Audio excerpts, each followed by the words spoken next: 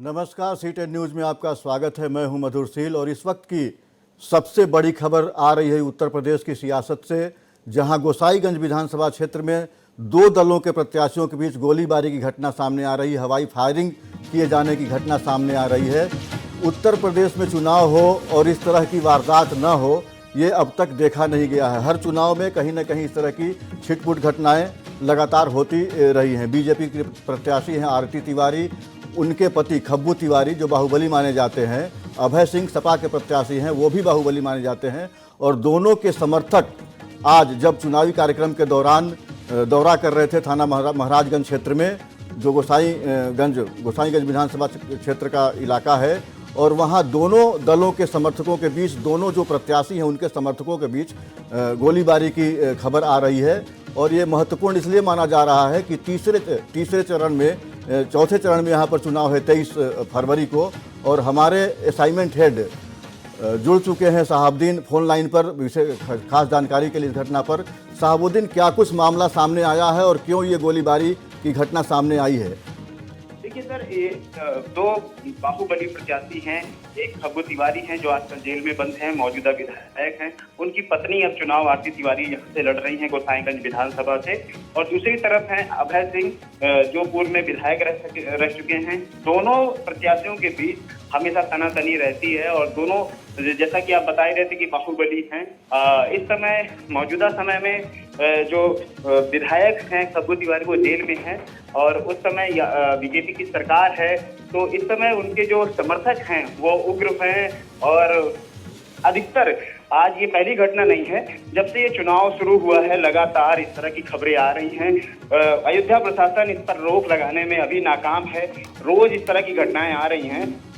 अभी तक जो हमारे पास जानकारी निकल के आ रही है कि माफ कीजिएगा, अभय सिंह किसी प्रचार में निकले हुए थे। उनके समर्थक प्रचार कर रहे थे, वोट मांग रहे थे और उसी समय सामना होता है खब्बू तिवारी के समर्थकों के साथ। और वहीं पर फिर दोनों प्रत्याशियों के बीच में तनातनी होती है और वहां पर फायरिंग शुरू हो जाती है।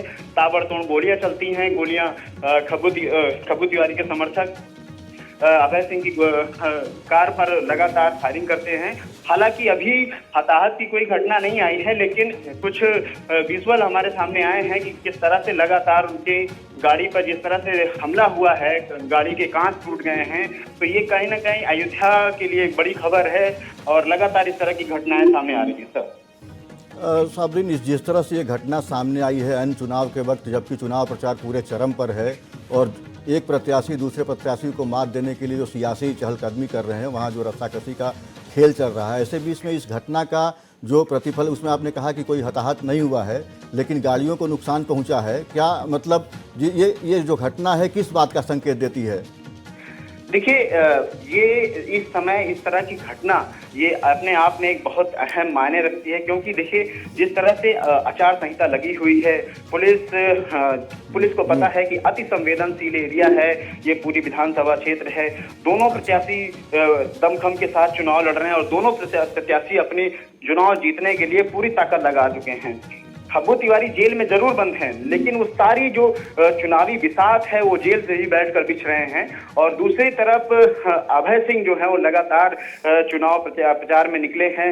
जन समर्थन उनको मिल रहा है, तो जन समर्थन जब मिल रहा है तो ये सामने वाली पार्टी उस जन समर्थन को तोड़ने के लिए, उनको जेल में डालने के लिए तमाम इस तरह के हथकंडे अपना रही है। शहाबुद्दीन, मैं आपको रोकना चाहूंगा। मैं अपने दर्शकों को, मतलब सी10 न्यूज़ अपने दर्शकों को पहला एक्सक्लूसिव विजुअल दिखा रहा है। जो वारदात वहाँ हुई है गोलीबारी की घटना की, वो विजुअल हम दिखा रहे हैं दर्शकों को। पहला विजुअल है, ये वीडियो है जो हम अपने दर्शकों को तक पहुँचा पा रहे हैं और ये बताने की लगातार कोशिश कर रहे हैं। अयोध्या के जो पुलिस कप्तान हैं उनसे सी10 न्यूज़ लगातार संपर्क साधने की कोशिश कर रहा है, लेकिन ये बताया जा रहा है वो मीडिया से मुखातिब होना नहीं चाहते। वो लगातार ये सूचना दी जा रही है कि वो मीटिंग में व्यस्त हैं।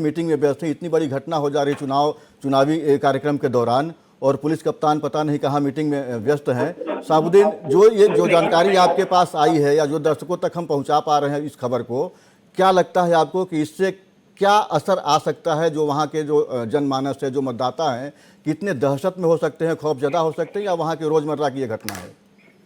देखिए, जब से ये चुनाव खब्बू तिवारी ने जीता है, जब से 2017 में विधायक बने हैं, पहली बार विधायक बने हैं वो, लेकिन उसके बाद से अभय सिंह पहले भी, इससे पहले विधायक थे, 2012 में वो विधायक थे। लेकिन जिस तरह से 2017 के बाद इस क्षेत्र में कई घटनाएं ऐसी हुई, जब पंचायत चुनाव आया था तो उसमें भी जिस तरह की कई घटनाएं सामने आई थी, जो भी अभय सिंह के समर्थक हैं उन पर बीजेपी के जो कार्यकर्ता हैं वो तमाम इनके अंडर में जो रहते हैं, जो इनके समर्थक हैं खब्बू तिवारी को, वो लगातार सपा के कार्यकर्ताओं पे हमला कर रहे हैं, क्योंकि सरकार में थे तो इस तरह की घटनाओं को अंजाम दे रहे थे। तो यही इस तरह से वहां पे लगातार घटनाएं हो रही हैं। जो अयोध्या का प्रशासन है वो इसमें नाकाम पूरी तरह से साबित हो रहा है इस तरह की घटनाओं को रोकने में, जबकि ये बहुत ही संवेदनशील एरिया, संवेदनशील विधानसभा है। यहाँ पर इस तरह की घटनाएं होना, अभी जिस तरह से हालात बने थे जब आचार संहिता नहीं लगी थी उसके पहले से ही, तो ये कहीं ना कहीं एक प्रशासन के लिए एक बड़ी चुनौती है इस विधानसभा में शांतिपूर्ण चुनाव कराना। लेकिन जिस तरह से ये घटनाएं लगातार हो रही हैं उससे जो वहां के मतदाता हैं वो दहशत में हैं, क्योंकि इनके लिए तो ये सिर्फ मात्र एक चुनाव है और चुनाव जीतना है, लेकिन जो वहां के मतदाता हैं, जो आम नागरिक हैं, उसकी चपेट में वो आते हैं और उसमें कई किसी का बेटा, किसी का भाई, इस तरह की घटना अगर सपोज करिए इस तरह, जिस तरह से फायरिंग हुई है, जिस तरह से अभी तक हमारी जानकारी में आई है, जिस तरह से हम गाड़ी को देख रहे हैं क्षतिग्रस्त है, तो अगर इस घटना में कहीं अगर गाड़ी में ना बैठे होते, क्योंकि बताया जा रहा है, जैसे मेरे पास जानकारी आ रही है कि ये बुलेट प्रूफ गाड़ी थी, यही कारण है कि इसमें जो गोलियां चली हैं उसका असर नहीं पड़ा है, ना ही जो अंदर लोग बैठे थे। लेकिन अगर ये बुलेट प्रूफ ना होती तो आज एक बड़ी घटना को अंजाम अयोध्या में हो जाता और ये बहुत बड़ी घटना होती आज अयोध्या, क्योंकि अयोध्या अपने आप में ही एक सियासत का क्षेत्र है और अयोध्या में जिस तरह से राजनीति के मामले में राजनीति को लेकर हमेशा चर्चा में रहा है, राम मंदिर को लेकर ये एक संवेदनशील पूरा जिला ही है। लेकिन इस तरह से पुलिस का जिस तरह से रवैया है, पुलिस की नाकामयाबी है जिस तरह से, तो ये कहीं ना कहीं बड़ा सवाल उठाते हैं वहां के प्रशासन की कि अभी ये स्थिति है तो चुनाव वाले दिन क्या स्थिति होगी। शहाबुद्दीन, आप लाइन पर बने रहेंगे, हमारे अयोध्या संवाददाता भी हमारे साथ जुड़ गए हैं। क्या जानकारी है आपके पास, क्योंकि आप घटनास्थल पर मौजूद हैं? मयंक, आप आवाज़, अगर हमारी आवाज़ सुन रहे हैं तो आप बताएं कि आप घटनास्थल पर मौजूद हैं, क्या वहां के हालात हैं और इस घटना का पूरा ब्यौरा, पूरा तफसील से आप बताएं, जानकारी दें कि क्या कुछ वहां हुआ, क्यों ये घटना, आखिर गोलीबारी की घटना कैसे हो गई? गोसाईगंज विधानसभा चुनाव प्रचार के निकले थे पूर्व विधायक सपा प्रत्याशी अभय सिंह के काफिले के सामने फायरिंग हुई है, जहां माया बाजार के नेवे के पास अभय सिंह के काफिले के इस पर सामने से आ रहे काफिले के लोगों ने दारा अवैध रूप से गोलीबारी की है। इस समय घटनास्थल पे अभय सिंह के समर्थक और आरती सिंह के समर्थक हैं मौजूद हैं। थाना महाराजगंज में समर्थकों का जमावड़ा लगा हुआ है। समर्थक वहाँ अभी भी आक्रोशित हैं और एक दूसरे पर हमलावर हो रहे हैं, या गोलियां चल रही हैं, या गोलियों का चलना रुक सा गया है, प्रशासन अभी तक या पुलिस वहाँ तक पहुँच पाई है, या जो घटना, जो हालात है वहाँ काबू पाया जा चुका है, स्थिति नियंत्रण में है या तनावपूर्ण है?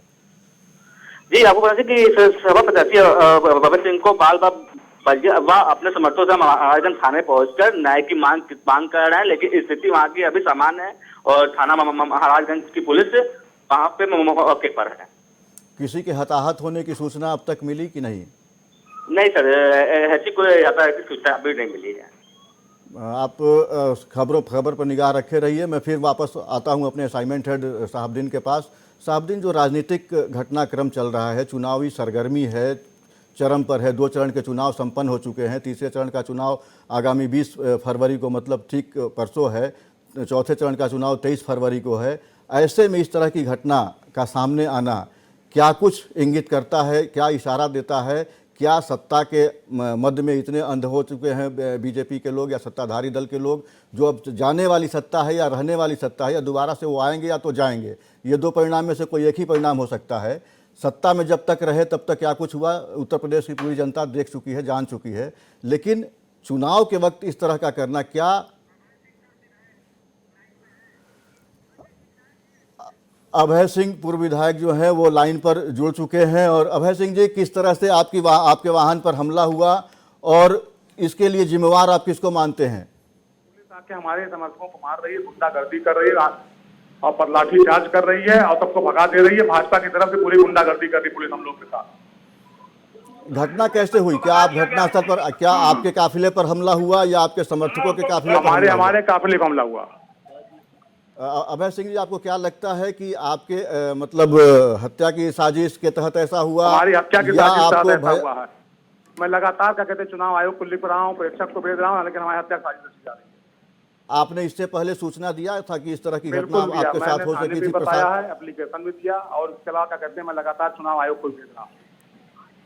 अभी जैसे पुलिस कप्तान जो आपके अयोध्या के हैं उनको फोन लगाया गया सीटेन न्यूज़ की तरफ से, हमारी तरफ से, लेकिन वो मीटिंग में व्यस्त रहने की बात कर रहे थे। कहीं नहीं, यही थाने पे हैं, कप्तान यही थाने पे हैं। क्या लगता है कि आपको आपने सूचना दी, उसका संज्ञान पुलिस ने नहीं लिया? नहीं लिया, बिल्कुल नहीं लिया। पुलिस उनको प्रोटेक्शन दे रही बीजेपी वालों को। जिला प्रशासन को आपने सूचना दिया, उन्होंने भी कुछ एक्शन नहीं लिया अभी तक? ध्यान नहीं दिया। आपको क्या लगता है कि आप किसी बड़ी साजिश के शिकार हो रहे हैं या साजिश की जा रही है आपके खिलाफ?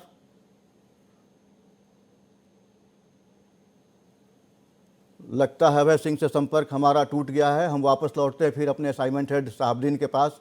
शहाबुद्दीन, अभय सिंह सीधा, चूंकि सबसे पहले सीटेन पर वो जुड़े और अपनी बातों को रखा, वो पहले से उनको इस बात का अंदेशा था, आभास था कि उनके साथ इस तरह की घटना हो सकती है, लेकिन प्रशासन चूंकि सत्ता के साथ है और उस सत्ता के मद में प्रशासन भी है और जो हमलावर हैं वो भी हैं, तो ऐसे में उनके सुरक्षा का ख्याल प्रशासन ने नहीं किया। ये कहीं ना कहीं से एक चूक मानी जा सकती है और प्रशासन के द्वारा अनदेखी कही जा सकती है।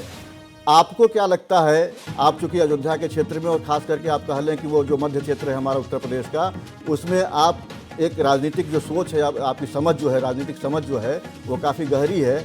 आपको क्या लगता है कि ये जो आज की घटना है, इसका चुनाव जो आगामी 2-3 फेज के जो चुनाव रह गए हैं, तीसरे फेज का और चौथे चरण का जो मध्य उत्तर प्रदेश में होना है, मध्य भाग में होना है, उस पर क्या असर पड़ता दिख रहे हैं आप? शहाबुद्दीन,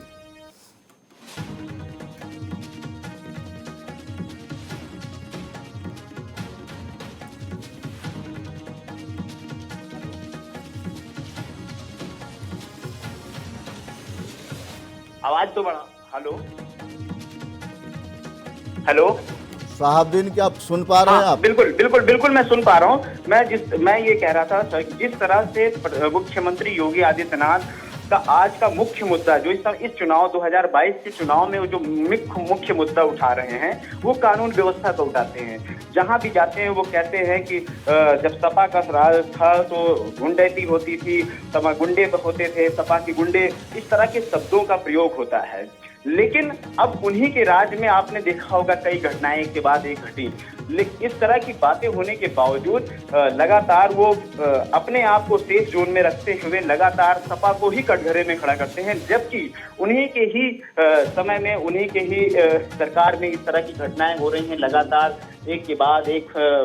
इस तरह की गोसाईगंज विधानसभा से लगातार ये पहली घटना नहीं है। अब से जब से चुनाव शुरू हुआ है, अब से मुझे लग रहा है कि अब से ये चौथी या पांचवी घटना है जो इस तरह की घटना घटी है और जो लगातार इस तरह की सूचनाएं आ रही हैं। अभय सिंह जाने माने नाम हैं, हालांकि इनके ऊपर भी कई मुकदमे हैं। जब तक सत्ता रही तब तक बीजेपी सरकार ने इनको जेल में ही रखा रहा, लगातार तमाम तरह के मुकदमे लगाकर और उनको जेल में ही रखे रहे। खब्बू तिवारी जो एक विधायक थे यहाँ से मौजूदा समय में, मौजूदा समय में वो भी जेल में है। तो देखा जाए कि दोनों तरफ से जो वर्चस्व की लड़ाई है, दोनों तरफ से कोई कमजोर नहीं है और दोनों तरफ से ही लगातार एक दूसरे पर, क्योंकि समर्थक उग्र हो जाते हैं जब आमने सामने होते हैं। समर्थक होता क्या है कि उनको कंट्रोल उनके ऊपर नियंत्रण नहीं है, क्योंकि खब्बू तिवारी खुद जेल में बंद है और खब्बू तिवारी जिस तरह से चुनाव लड़ रहे हैं वो पूरी रणनीति के साथ लड़ रहे हैं। उनको पता है कि कब हमें कैसे सामने वाले को चोट पहुंचानी है और कैसे खुद को बचाना है। तो इस समय वो जेल में है और अपनी पत्नी को चुनाव, क्योंकि जो काम जनता में करने थे शायद वो काम कर नहीं पाए हैं, तो अब उन्होंने खुद तो जेल में बंद है और अपनी पत्नी को ही चुनाव में उतारा है। बीजेपी ने उनको टिकट दिया है। उनकी पत्नी जगह जगह जाकर रो कर वोट मांग रही है कि विरोधियों की साजिश की वजह से हमारे पति को जेल में। शहाबुद्दीन, एक सवाल ये उठता है कि अगर 2-4 दिन पहले भी इस तरह की घटना दोनों प्रत्याशियों के समर्थकों के बीच हुई थी और प्रशासन को पता है कि बाहुबली चुनाव मैदान में हैं, दो बाहुबलियों का परिवार चुनाव मैदान में है, अगर उनकी पत्नी है, खब्बू तिवारी की पत्नी है चुनाव मैदान में, तो जो उनके जो गुर्गे हैं वो उनकी पत्नी के साथ हैं, जो इस तरह की घटनाओं को लगातार अंजाम दे रहे हैं। दूसरी तरफ आप देखेंगे कि प्रशासन कहीं न कहीं या तो सत्ताधारी दल का प्रत्याशी होने की वजह से उनका सपोर्ट कर रहा है। अभी इस घटना के बाद समाजवादी पार्टी के कार्यकर्ताओं पर कह लीजिए या कह लीजिए अभय सिंह के जो समर्थक हैं उन पर पुलिस ने लाठीचार्ज किया है इस घटना के तुरंत बाद। तो थाने में जमे हुए हैं दोनों तरफ के समर्थक, लेकिन सपा कार्यकर्ताओं के साथ ज्यादती हो रही है, पुलिस कप्तान फ़ोन नहीं उठा रहे हैं। क्या समझा जाए कि जिस तरह से उत्तर प्रदेश में एक तरफ मुख्यमंत्री योगी ये कहते हैं कि हम कानून व्यवस्था, और कानून व्यवस्था क्या एक तरफा होता है? अगर एक प्रत्याशी लोकतंत्र में अपनी भावनाओं को रखने के लिए जनता के बीच जाता है, उस पर आप गोली बरसा रहे हैं, हमला कर रहे हैं, उसके समर्थकों पर लाठी बरसा रहे हैं, यही लोकतंत्र है और यही शांति व्यवस्था है आपके राज्य में? बिल्कुल वही मैं कह रहा हूं कि जिस तरह से लगातार अपने चुनाव में एक मुख्य मुद्दा बनाया है कानून व्यवस्था। आप कहते हैं कि दूरबीन आप रात में कोई महिला निकल जाए गहने लाद कर, आपको कोई टच करने वाला नहीं है। और दूसरी तरफ जब इस तरह की घटना आती है सामने, तो कहीं ना कहीं जो आपकी कथनी और करनी है, दोनों में बड़ा फर्क दिखता है। क्योंकि आपके ही राज्य में एक बेटी को जला दिया जाता है रात में चुपके से, यही प्रशासन जला देता है, और फिर उसके बावजूद वो उस चीज को मानता भी नहीं है। जबकि कोर्ट से उनको फटकार मिलती है और कोर्ट से उनको न्याय मिलता है। तो आप प्रशासन से आप ये समझ सकते हैं कि भाई सपा के जो समर्थक हैं उनके साथ क्या हो रहा होगा। तो आज शहाबुद्दीन, धन्यवाद। चूंकि वक्त की कमी है शहाबुद्दीन, आपको इतनी जानकारी देने के लिए बहुत बहुत धन्यवाद। और जो विजुअल हम दर्शकों को दिखा पा रहे हैं, दर्शक सीधे तौर पर देख सकते हैं कि सीटन न्यूज़ के पास जो ये पहली आ रही है लगातार, और इस तरह से आप देखेंगे कि जिस तरह से विजुअल अगर कोई हताहत होता तो बचने की उम्मीद नहीं होती, और प्रशासन किस तरह से एक तरफा कार्रवाई कर रहा है उसका ये जीता जागता उदाहरण आप देख सकते हैं।